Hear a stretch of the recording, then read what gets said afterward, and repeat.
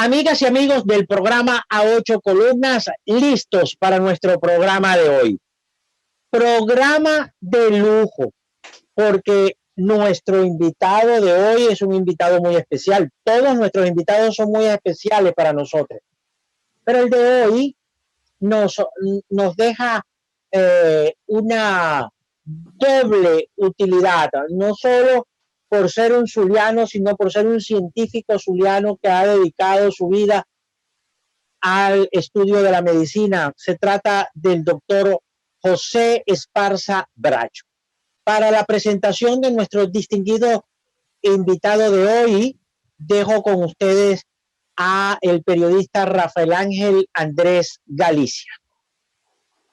Amigas y amigos del programa A Ocho Columnas, bienvenidos a una nueva edición de nuestro espacio a través de nuestro canal de YouTube Rafael Galicia TV, que como siempre los invito a suscribirse, darle like y compartirlo con todos sus contactos. En televisión estamos a través de la señal de Telecolor y estamos este 2021, como ya lo deben saber, en radio a través de la señal de Luz Radio 102.9 FM, la voz de la Universidad del Zulia. En la señal de Luz Radio estamos en la dirección de Elizabeth Miquilena, en la producción general Gustavo y Moraima Gutiérrez. También lo mejor de nuestro programa A Ocho Columnas lo va a tener en nuestros portales aliados que están abajo en sus pantallas y que van a poder repasar a lo largo de todo nuestro programa las mejores frases que nos deje nuestro invitado para la entrevista del día de hoy. Hoy vamos a hablar con un zuliano que está trabajando para llevar al mundo la normalidad. Hoy vamos a conversar nuevamente con el doctor José Esparza Bracho, doctor en biología y en virología celular, también médico retirado de la Organización Mundial de la Salud, asesor de la Fundación Bill y Melinda Gates, que desarrolla la vacuna del laboratorio estadounidense de Moderna. También fue uno de los médicos fundadores del programa contra el VIH de la Organización Mundial de la Salud. Con él vamos a repasar y actualizar cómo está la pandemia y sobre todo enfocarnos en el tema de las vacunas, que es lo que está en el tapete informativo por estos días, luego de ya más de un año que tenemos con el coronavirus, el COVID-19, azotando y cambiando nuestras vidas. Pero antes que todo, profesor José Esparza, bienvenido nuevamente al programa A Ocho Columnas. Muchas gracias por estos minutos con nosotros. Un placer, Rafael. Gracias por la invitación. Siempre es bueno hablar con ustedes, con compatriotas maracuchos.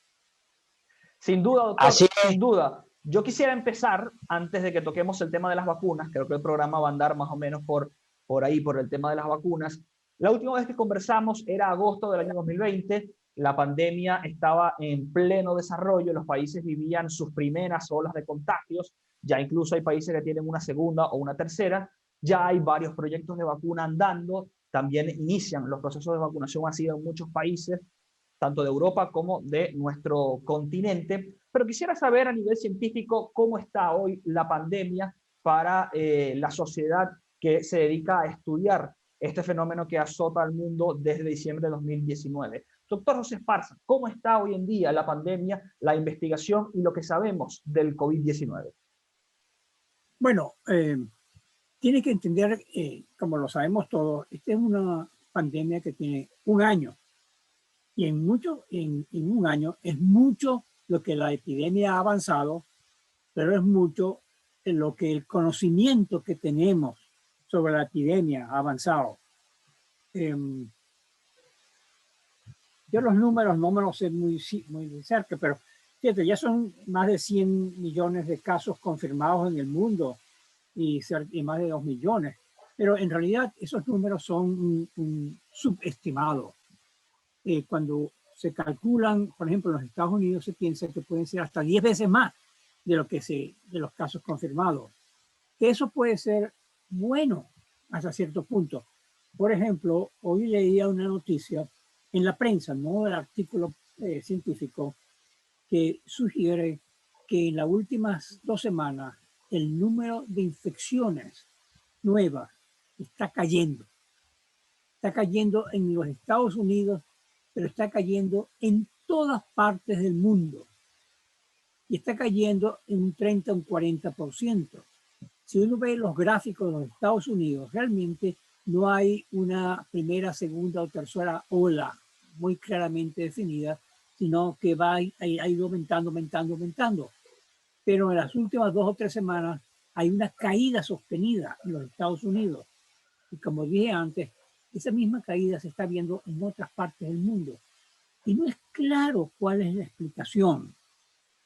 En algunos países, por ejemplo, en Israel, la explicación sí la tenemos. Más de la mitad de los ciudadanos de Israel han sido vacunados. Y ya se ve a las 2 semanas de haberse concluido la campaña de vacunación muy intensa, que de hecho la epidemia está cayendo dramáticamente en Israel.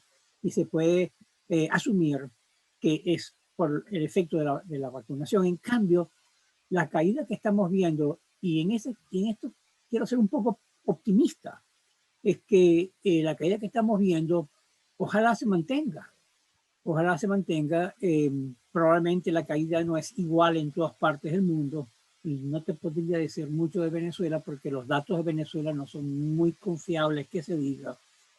Pero alguna especulación es que ha habido más infecciones que los 100 millones de infecciones que mencioné antes. Y como ha habido bastantes más infecciones, entonces ya se está empezando a crear una inmunidad colectiva, no producida por vacunas, que es lo ideal, sino producida por las personas que se han recuperado de la infección. De manera que no podemos ser ni exageradamente pesimistas, pero tampoco exageradamente optimistas. Tenemos que mantener la vigilancia y mantener las medidas que nosotros sabemos que protegen contra la transmisión del virus. La evolución de la vacuna contra el COVID es lo que va, en mi opinión, pues, a temperar o a intensificar ese optimismo. Bueno, quería preguntarle sobre el tema de la vacuna. Entiendo que usted trabaja en una de esas opciones. ¿Cómo va evolucionando? Porque ahora en el país hay un debate en cuanto a cuál vacuna nos iremos a aplicar. Y segundo, saber si quiénes deben primero vacunarse.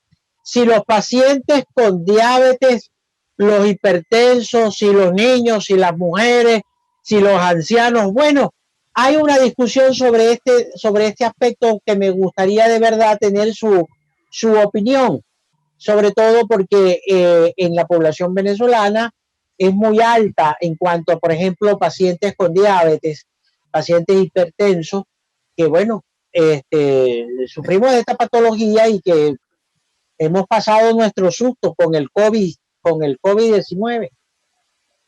Sí, bueno, yo estoy de acuerdo contigo en que la esperanza, la gran esperanza para controlar esta pandemia es la vacuna. Eso es muy claro. Pero no es suficiente desarrollar una vacuna. Es importante ponerla en el brazo de la gente. Entonces, en el último año, en los últimos meses, se han desarrollado, se han obtenido la evidencia de que varias vacunas son capaces de proteger contra la enfermedad. Y lo que sucedió es lo siguiente. Tan pronto como la epidemia se identificó en China, en Wuhan, se aisló el virus y se caracterizó el virus, y esa información se distribuyó rápidamente por todo el mundo. Entonces, diferentes fabricantes de vacunas, y debo decir que yo no estoy directamente involucrado con ninguna en particular, de manera que yo no tengo vela en este entierro en ese sentido, y tengo una total imparcialidad. Imparcialidad cuando hablo de las vacunas. Pero tan pronto como comenzó la carrera de las vacunas en marzo, abril del año pasado, se utilizaron diferentes, que llamamos nosotros, plataformas tecnológicas para desarrollar vacunas. Porque la ciencia tiene varios años produciendo vacunas exitosas contra diferentes enfermedades, y se utilizaron varias. Se puso mucho dinero, particularmente el gobierno de Estados Unidos, desarrolla muchas de estas vacunas, La sorpresa, cuando hablamos el año pasado, en agosto, tú puedes ver la grabación de esa entrevista, yo no era tan pesimista. Yo decía, bueno, no sabemos, tenemos que esperar, porque la vacuna que más rápidamente se ha desarrollado en el pasado fue la de la parotiditis, y tardó 4 años.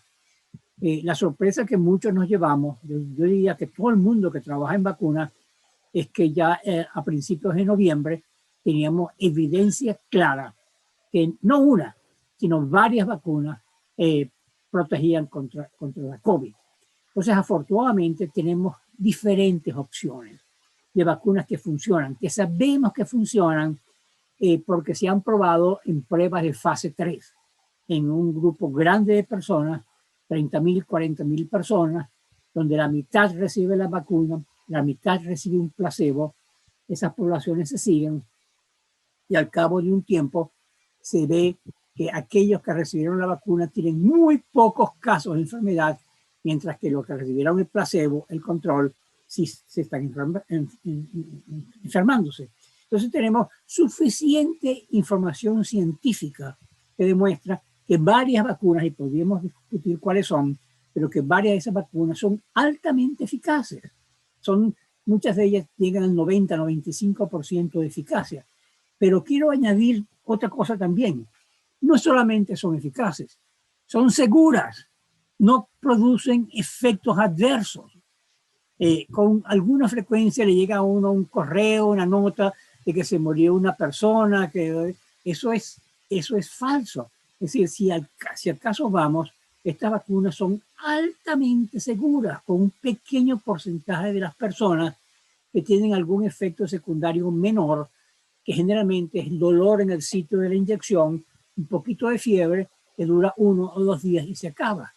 De manera que ya se han vacunado en el mundo más de 100 millones de personas con vacunas contra la COVID y conocemos bastante los efectos secundarios y, como te digo, son vacunas sumamente seguras. Ahora, algunos países, muchos países, lo que han hecho es adquirir, llevar a cabo contratos de compra-venta de diferentes vacunas.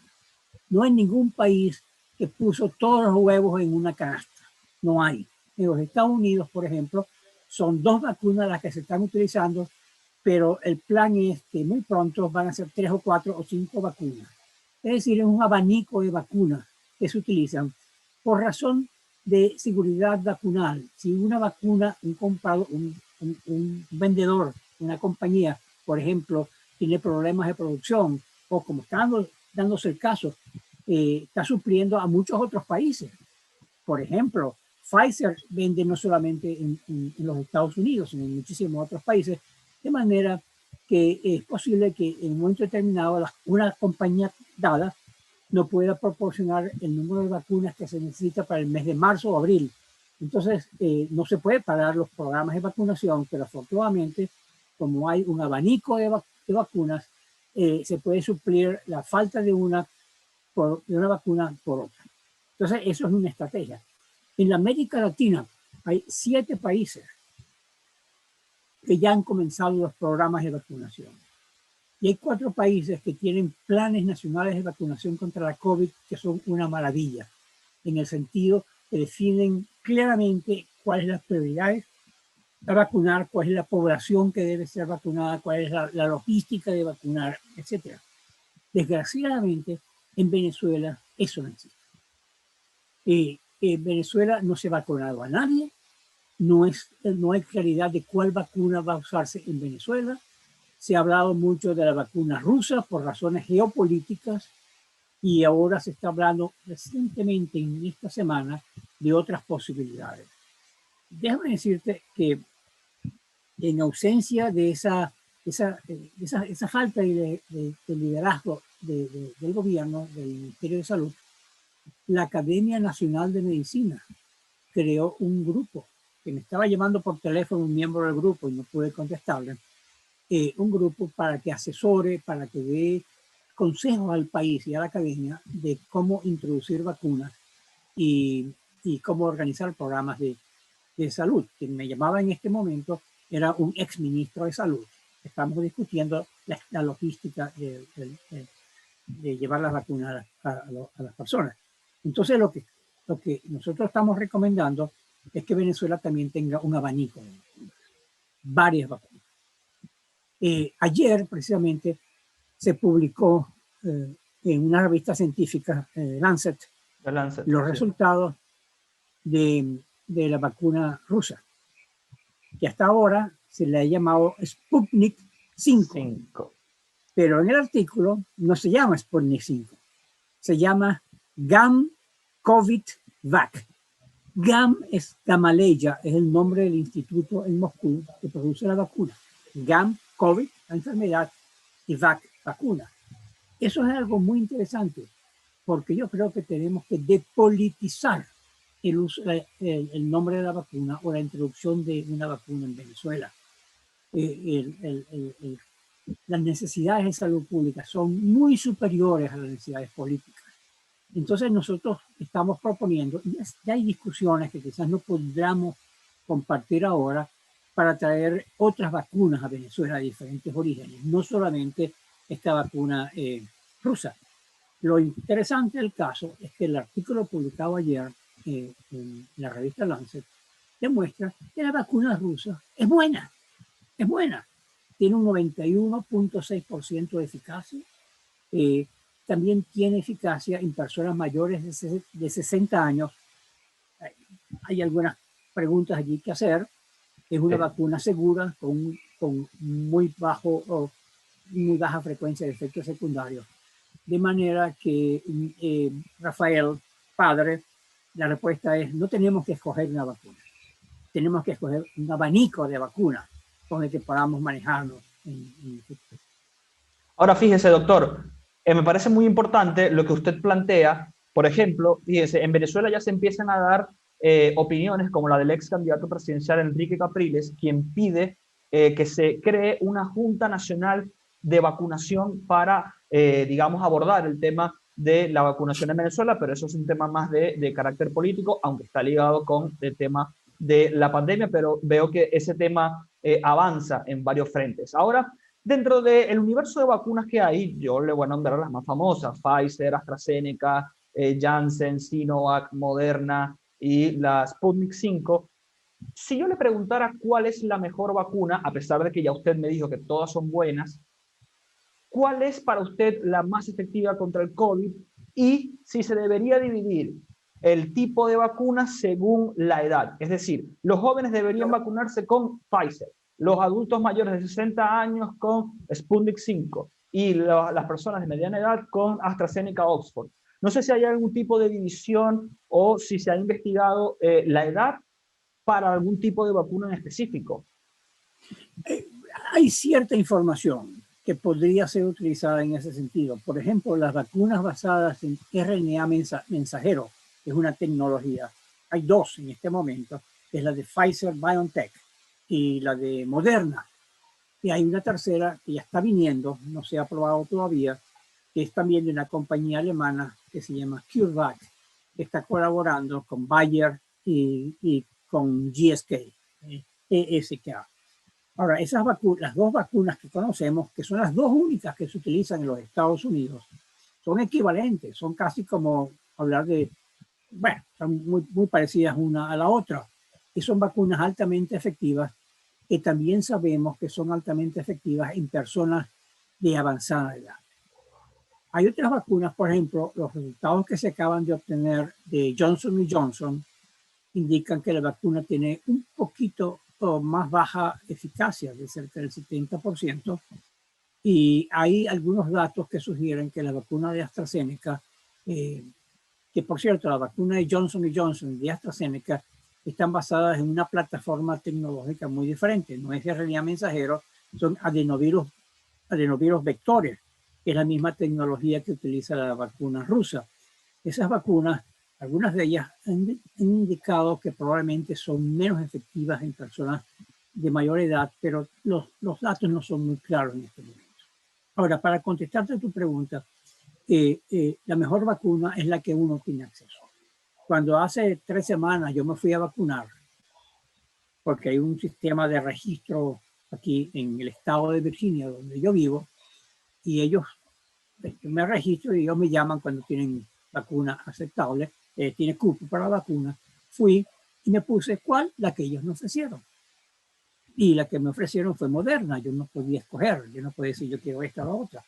Sin embargo, en una planificación nacional puede haber algunas ventajas en utilizar, por ejemplo, las vacunas de AstraZeneca o la de Johnson Johnson en lugares remotos, porque esas vacunas se conservan a la temperatura de nevera, mientras que la vacuna de Pfizer requiere que se mantenga a menos 80 grados centígrados. Y eso es una temperatura muy baja que no es frecuente, los congeladores que lleguen a esa temperatura. Entonces es posible que algunas de estas vacunas que son fastidiosas porque requieren mucha atención, requieren temperaturas muy bajas, se usen en los lugares, en las ciudades más grandes, donde están estos equipos, estos congeladores más accesibles, mientras que las vacunas que tienen que llevarse a lugares apartados, e incluso aquí en los Estados Unidos hay lugares apartados, pero también lo puedo decir en países, en Venezuela misma, probablemente la decisión de cómo se van a utilizar las vacunas no es tanto basado en la edad ni en las precondiciones de salud del individuo, sino la capacidad de lo que llamamos cadena de frío. Es asegurar que la vacuna no se eche a perder en el transporte de Caracas a Amazonas. Claro, evidentemente por el tema del traslado del frío. No sé si vamos a una pausa y al retorno cerramos nuestro programa a 8 columnas. Es un programa bastante pedagógico sobre el tema de la pandemia. No vamos a ahondar tanto en los datos de la pandemia, sino vamos a hablar un poquito sobre la solución, que es el tema de las vacunas. Y qué mejor con un experto en la materia, con el científico zuliano José Esparza. Vamos a una pausa y al retorno cerramos nuestro programa a 8 columnas. Ya venimos.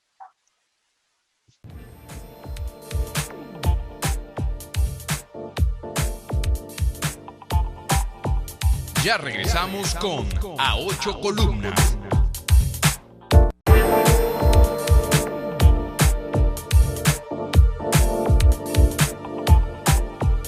Continuamos con A 8 columnas.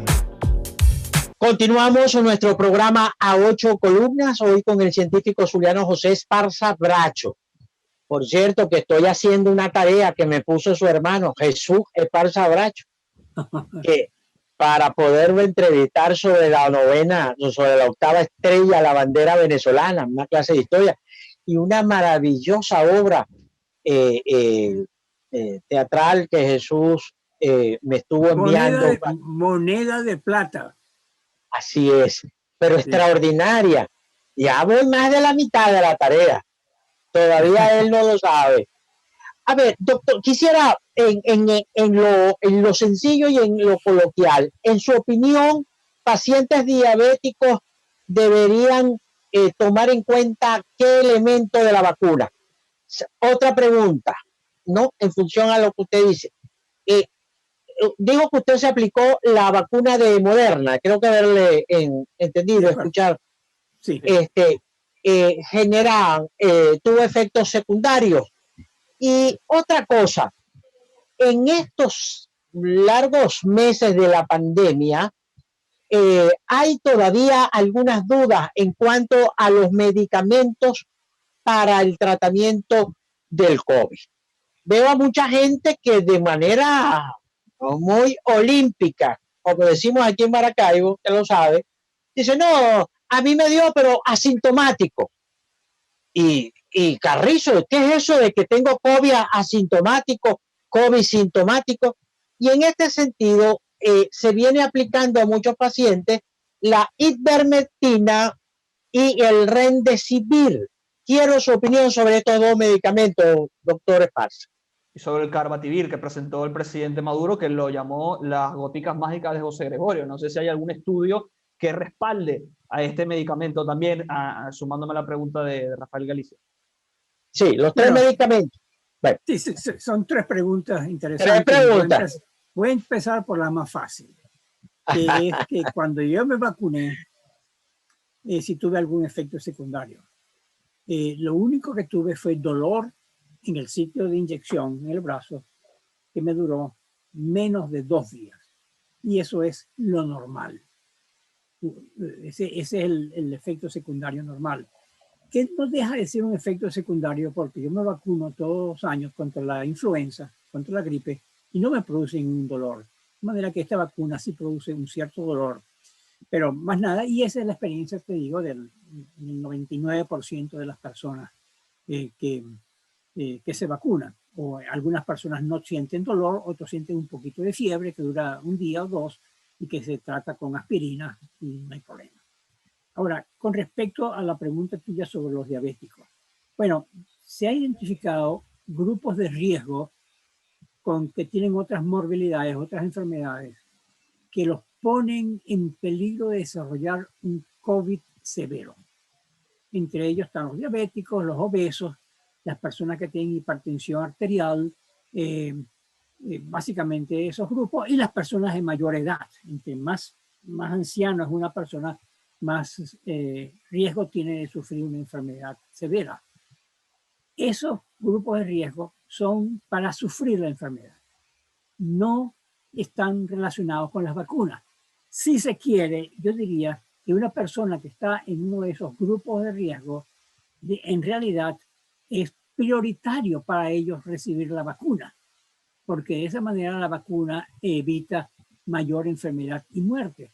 De manera que cuando en los diferentes países se identifican cómo vamos a usar la vacuna, la primera prioridad son las personas que trabajan en los hospitales. Mira, en Maracaibo, en nuestra ciudad de Maracaibo, los médicos se han muerto en cantidades. Y en todos los países existe esa experiencia, de manera que cuando entra la vacuna a Venezuela, como aquí mismo en los Estados Unidos, la primera prioridad fue la vacunación del personal hospitalario.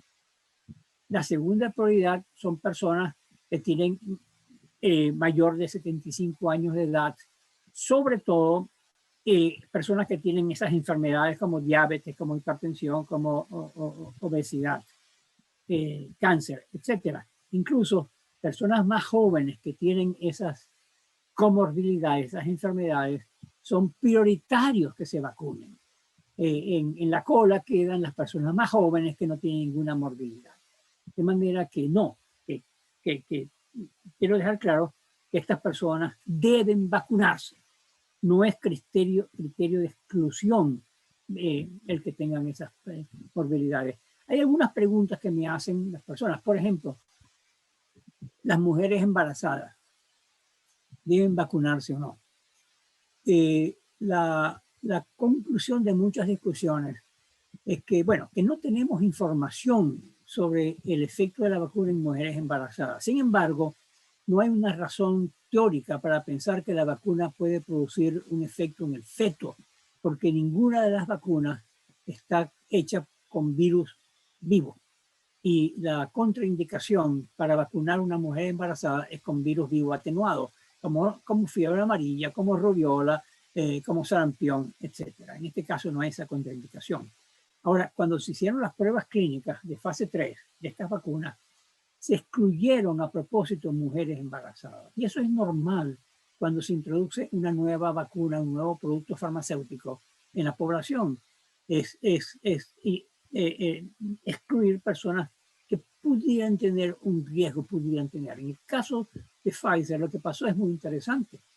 Las personas que se ofrecieron como voluntarios, se les pedía que tomaran, que guardaran medidas anticonceptivas. Sin embargo, hubo 24 mujeres que salieron embarazadas durante la prueba. Porque no se cuidaron. Punto. ¿Qué pasó? Ahí empezamos a aprender que de las 24 mujeres, solamente una persona, una de ellas tuvo una interrupción del embarazo, un aborto, y fue la recipiente del control, de un placebo. De manera que por lo menos esa información nos dice que no hubo un problema con el embarazo, al menos en este pequeño número de personas. La recomendación en este momento, yo se la daría a los oyentes del programa, es la siguiente. Una mujer embarazada, si no está a riesgo especial, es preferible que posponga la vacunación hasta que ya no esté embarazada, hasta que tenga el bebé. Pero, por ejemplo, si esa persona embarazada, esa señora embarazada es un médico, es un ontólogo, o es una persona que está en contacto con personas probablemente infectadas, entonces el análisis de riesgo o beneficio lo hace uno y en muchos casos la decisión es el riesgo de vacunarme y que el embarazo tenga algún problema de embarazo es muy bajo comparado con el riesgo de que yo no me vacune y me infecte por mi población. Entonces existen muchas recomendaciones en los programas nacionales de vacunación contra la COVID sobre quién se debe vacunar y quién no se debe vacunar. Y como digo, en general, prácticamente esta vacuna es tan segura que no hay exclusión, no hay criterio de exclusión para vacunar. Doctor, Ahora, en cuanto a la ivermectina y el remdesivir. Sí, ahí vengo, porque esa es la pregunta más difícil. Eran tres. Ya, vamos a ver. La COVID es una enfermedad compleja. COVID-19 es una enfermedad compleja. Como tú dijiste, una gran mayoría de los pacientes que se infectan por el virus no desarrollan enfermedad. No desarrollan enfermedad. Son asintomáticos. No tienen síntomas o tienen síntomas muy benignos. De hecho, yo diría que entre el 80 y el 90% de las personas que se infectan con el virus son la enfermedad tan benigna que esas personas se curan solos, se curan con tratamiento sintomático. Si tienen dolor de cabeza o tienen fiebre, toman aspirina o acetaminofén. Se curan, la gran mayoría de ellas se curan solas. Pero hay un cierto porcentaje de ellos, menos del 10%, 5% realmente, que evolucionan de manera grave, a una severidad de la enfermedad. Y esa enfermedad severa sí es muy complicada porque adopta muchas formas, muchos síntomas que requieren un tratamiento especializado, que no lo puede dar cualquier médico, tiene que darlo un médico intensivista o un neumonólogo o una persona, un hematólogo, porque a veces hay problemas de coagulación, etc. Ese 5% es muy difícil de tratar, es muy difícil de tratar y allí es donde ocurren los muertos, la mortalidad, en ese pequeño grupo. Yo lo llamo la lotería de la COVID. Es como que uno compra números de una lotería, pero no sabe quiénes van a sacarse la lotería. En este caso, son los que van a progresar a la enfermedad severa. Ahora, hay que entender que la enfermedad tiene dos fases. Te lo voy a explicar muy sencillamente para el público. La primera fase es la fase de replicación del virus. Es cuando el virus te infecta y entonces se replica y eso produce una reacción del cuerpo que puede ser la fiebre, el dolor de cabeza, etcétera. Es la fase viral al principio, que puede durar unos 5, 6 días, 7 días. Luego el virus se desaparece. Hay un grupo de personas que entonces entran en una segunda fase, que es mucho más complicada. Ya no es el virus el que está causando el daño, es la respuesta del organismo, exagerada, que fue iniciada por la presencia del virus, lo que llamamos nosotros una inmunopatología. Y esa inmunopatología es muy compleja, de manera que las medicinas que funcionan en la primera fase, las medicinas antivirales, no necesariamente funcionan en la segunda fase, que son otras medicinas diferentes. Tú preguntaste dos medicinas en particular, y voy a hablarte un poco. Remdesivir es una droga antiviral. Punto. Si se va a usar, se debe usar temprano en la enfermedad, en la fase de replicación viral. Pero normalmente se utiliza tardíamente. Entonces estamos usando una droga antiviral cuando ya en la fase tardía no hay virus replicante. No hay virus. No hay virus. Entonces eso no tiene mucho sentido. En los Estados Unidos, un poco por desesperación, los primeros experimentos que se hicieron con el remdesivir se hicieron en pacientes en cuidados intensivos, que estaban en la fase no viral. Y hubo una pequeña diferencia en favor del uso de Remdesivir. Sin embargo, la OMS, la Organización Mundial de la Salud, hizo un estudio en muchos países del mundo y encontró que el Remdesivir, en su experiencia, no tenía ningún efecto beneficioso. De manera que la OMS no recomienda Remdesivir. Pero si uno es un paciente aquí en los Estados Unidos o en Venezuela, con los médicos que siguen las pautas americanas, siguen recetando Remdesivir. Hasta cierto punto es como que, bueno, hay que hacer cualquier cosa. Porque no hay ninguna otra droga antiviral, no hay. Ahora, la ivermectina es una historia muy complicada. Tenemos muchas opciones en tratamiento específico para el coronavirus. Y una de ellas que se ha popularizado, sobre todo en Latinoamérica, es la ivermectina. La ivermectina es un medicamento que se ha utilizado desde hace muchos años para el tratamiento de parásitos en animales y también en humanos, para el tratamiento de una enfermedad en humanos que se llama la ceguera de los ríos, para la sarna y para otras parasitosis. Y es una medicina que está en el mercado desde hace mucho tiempo y tiene una aprobación de la Administración de Drogas y Alimentos de los Estados Unidos para las parasitosis.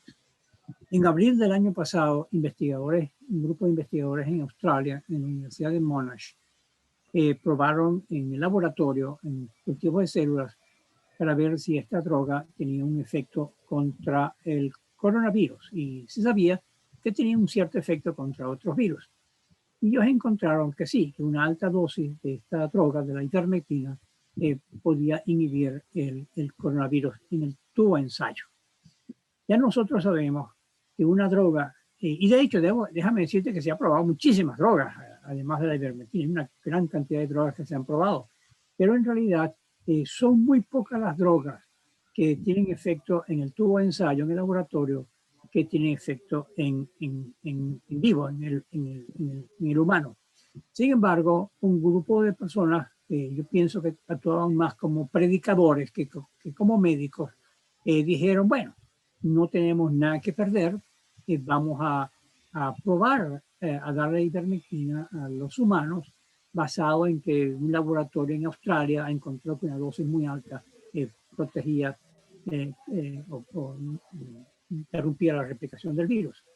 Eso es una base científica sumamente débil. Entonces se ha usado en los Estados Unidos un poco, no mucho en los Estados Unidos, pero sobre todo en Latinoamérica. Y en Maracaibo me dice mi hermano que el ivermectina es más popular que el lila morillo. Entonces se usa. Recuérdate lo que mencioné antes. El 80-90% de los pacientes se curan solos. O sea que si se les da ivermectina o miel de abeja o aceite de culebra o agua bendita, el 80% se va a curar sola. Entonces muchas personas que tomaron ivermectina piensan que la ivermectina los curó porque se recuperaron. Lo que pasa, y no existen estudios serios controlados donde se compara, como se hace con las vacunas, un grupo control de suficiente tamaño de varios miles de personas, como se hizo con el Remdesivir y con la hidroxicloroquina, y se obtengan resultados científicos válidos. Por eso es que tanto la Organización Mundial de la Salud como el Instituto Nacional de Salud de los Estados Unidos no recomiendan el uso de la ivermectina. Hay las personas que promueven el uso de ivermectina refieren a series clínicas muy pequeñas, muy poco controladas, y eso es el argumento para ellos de que sí existe evidencia científica.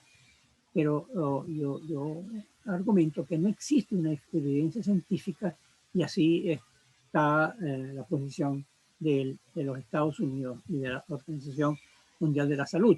Ayer me llegó un video de una señora, su médico habló que ella quería usar ivermectina, el médico no le quería recetar, y un juez obligó a que se le recetara la ivermectina a esta señora, y se le recetó y la señora se curó. Y entonces este es un gran argumento para decir que la ivermectina funcionó. Eso no es la forma de hacer ciencia. Un paciente no se puede llegar a la conclusión. Eso es como si vacunamos a dos personas. Una recibe la vacuna y una recibe un control, y con eso tratamos de obtener información que sea generalizable a la población, de manera que no hay evidencia seria. Hay algunos estudios que sugieren una pequeña influencia de la ivermectina. Entonces la posición mía al menos es no negarlo totalmente que pueda ser útil, pero por lo pronto no existe ninguna evidencia científica de que es útil, pero los investigadores pueden utilizarla y seguir haciendo la investigación para obtener una respuesta definitiva. Ahora, la ivermectina, el uso de la ivermectina, sobre todo cuando es automedicada, cuando la persona se la receta, o un médico, yo he visto traumatólogos, gastroenterólogos recetando ivermectina, de pronto son expertos en coronavirus, cuando en realidad los expertos en coronavirus son los infectólogos. Entonces cualquiera está en este momento o automedicándose o preguntándole al amigo médico que le recete, porque creo que se puede comprar en Venezuela sin récipe. Eso tiene tres problemas que yo quiero alertar a las personas. El primer problema es que se dice que la ivermectina no es tóxica. Bueno, en realidad no lo sabemos.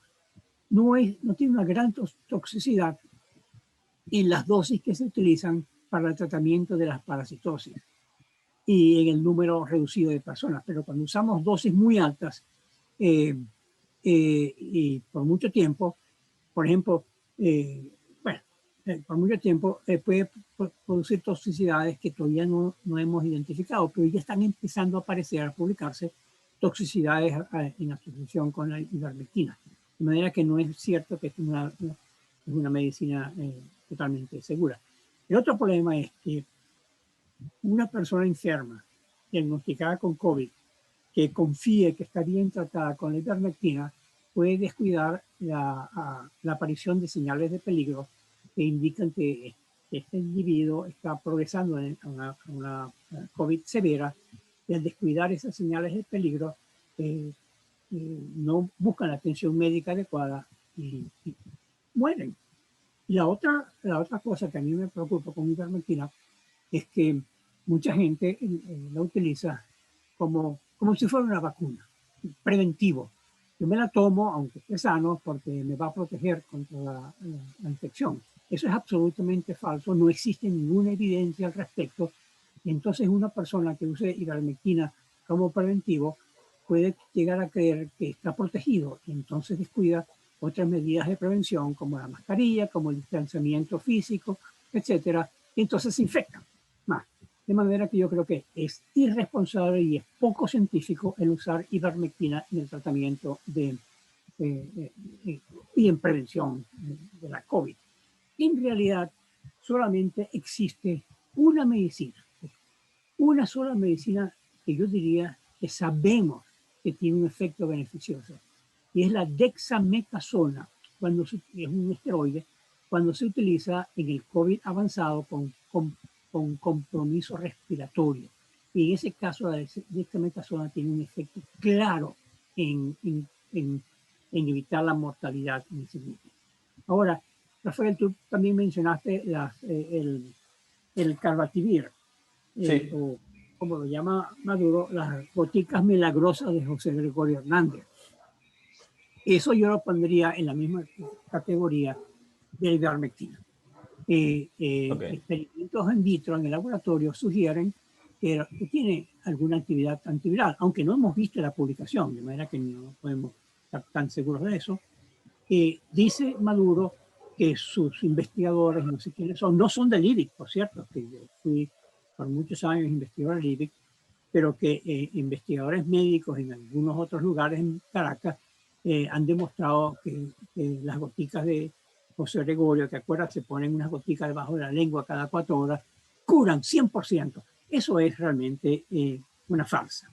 Una farsa que yo creo que es una estrategia más para desviar la atención de los venezolanos sobre las necesidades reales. Es decir, la COVID está causando estragos en Venezuela como hablábamos antes, ni siquiera la vacuna ha entrado, de manera que estas goticas sirven un poco de pan y circo, bueno, de circo, para desviar la atención de los venezolanos.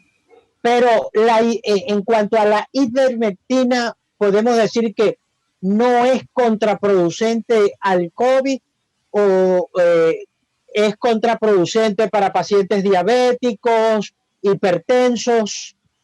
En definitiva, usted no recomienda la ivermectina. Yo, en definitiva, Rafael, no la recomiendo. No la recomiendo, y repito rápidamente, porque no conocemos su toxicidad. Segundo, porque una persona que la tome cree que está protegida, que está bien tratada y puede no acudir al tratamiento apropiado si su COVID se empeora. Y como ya dije antes, el 80% de los pacientes infectados se curan solos y entonces atribuyen la curación a la COVID. Y la tercera razón es quizás una muy importante, es que las personas que tomen la ivermectina creyendo que las va a proteger contra la infección, descuidan otras medidas preventivas y terminan infectándose. Entonces el remedio es peor que la enfermedad, de manera que yo no lo recomiendo.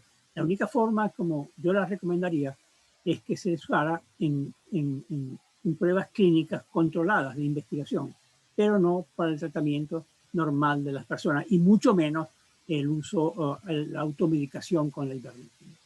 Solo la dexametasona, que es una droga relativamente barata, se consigue en Venezuela y los pulmonólogos, los especialistas en enfermedades del pulmón, la saben usar muy bien. Esa droga evidentemente salva vidas.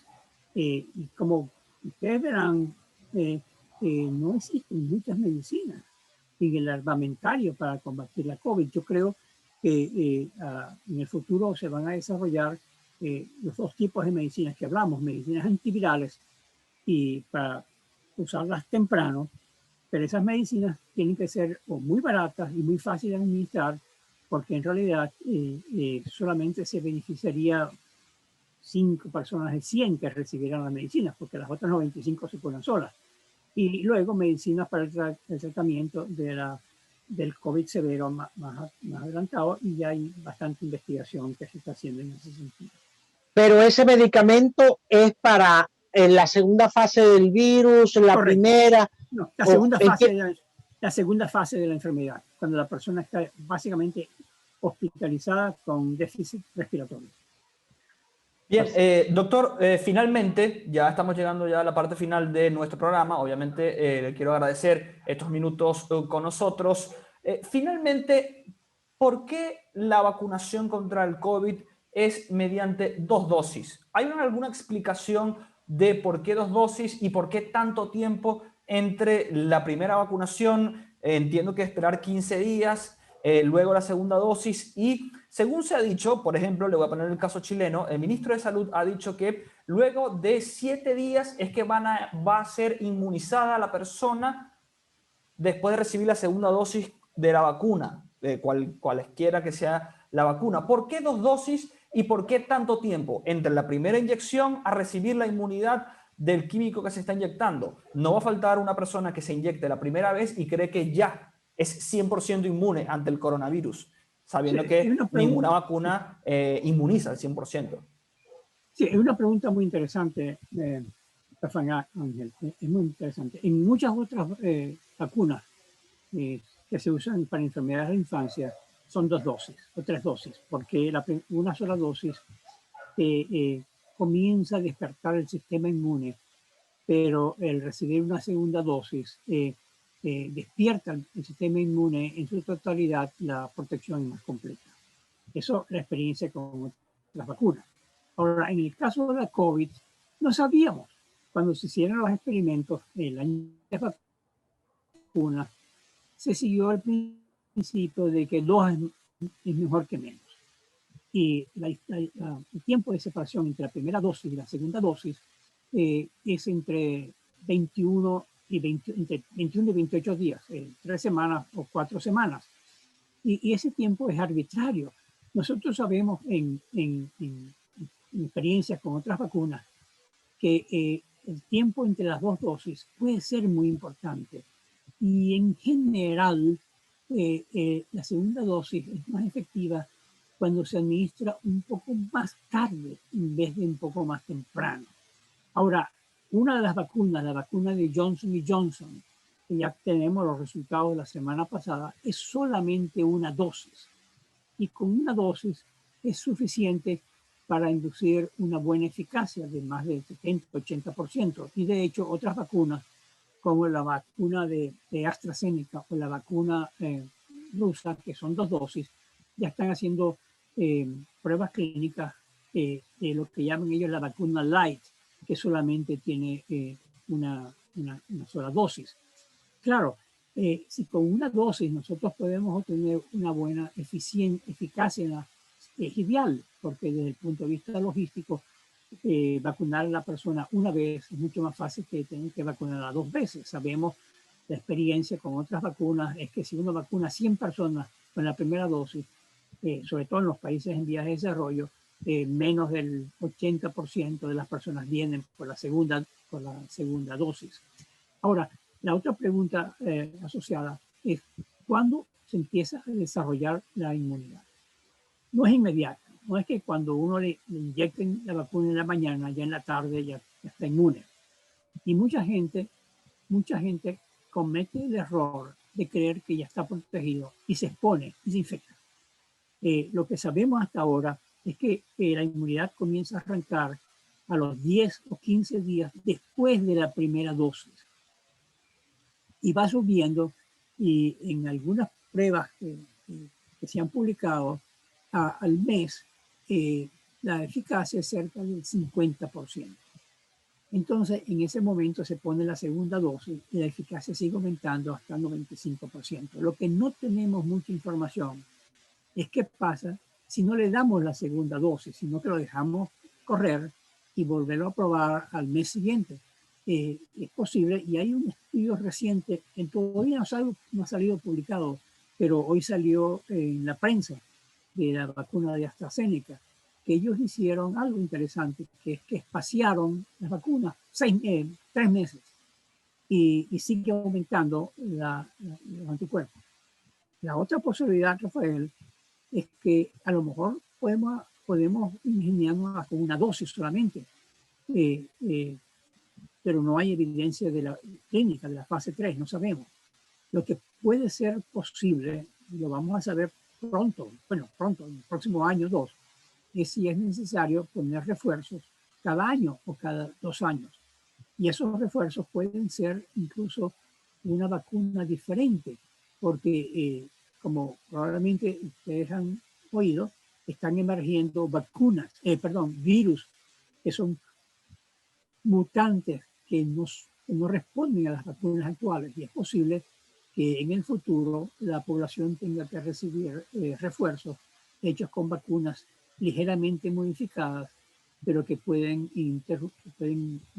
proteger contra las mutantes que están apareciendo nuevamente. Una de ellas es la mutante que apareció en Manaus, en Brasil. Todavía no está en los Estados Unidos, pero yo creo que muy pronto la tendremos en Venezuela.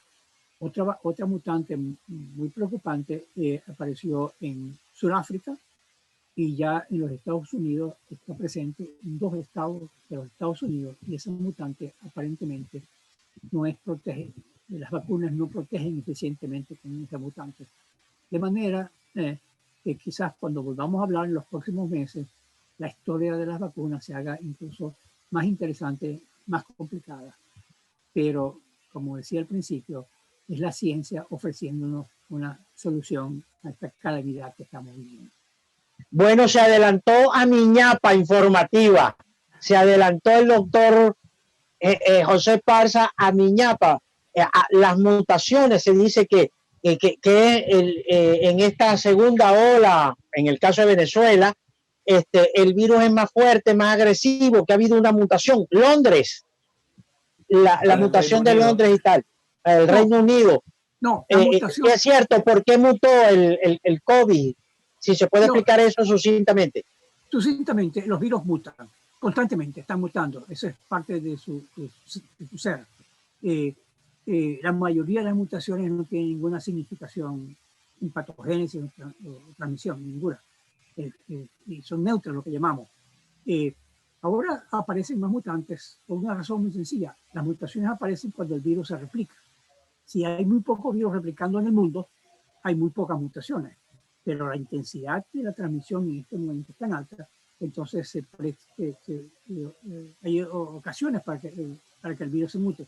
Y una vez que el virus muta, si el virus encuentra una ventaja comparativa, por ejemplo, si las personas que ya se recuperaron de la infección con el virus anterior no son inmunes a este virus mutante, entonces el virus tiene una ventaja selectiva y empieza a a ocupar el espacio que tenían antes las otras vacunas.